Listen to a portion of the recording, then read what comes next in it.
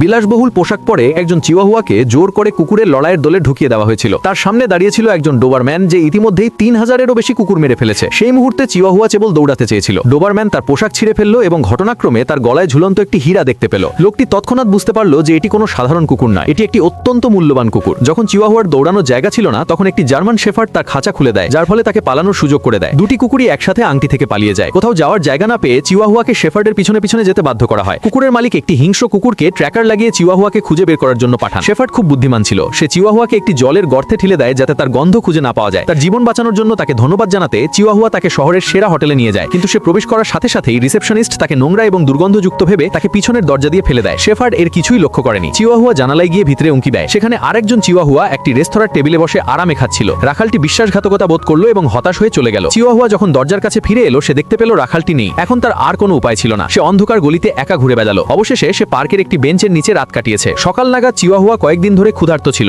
অবশেষে সে একটি টুকরো রুটি খুঁজে পেল, কিন্তু যখন সে খেতে যাচ্ছিল তখন একদল পথহারা কুকুর তাকে ঘিরে ধরে। চিওয়াহুয়া ভয়ে পিছু হটল, কিন্তু পরের মুহূর্তে সমস্ত কুকুর পালিয়ে গেল। চিওয়াহুয়া ঘুরে দেখল এবং তার পিছনে দাঁড়িয়ে থাকা একই হিংস্র ট্র্যাকার কুকুরটি আবার দেখা দিল।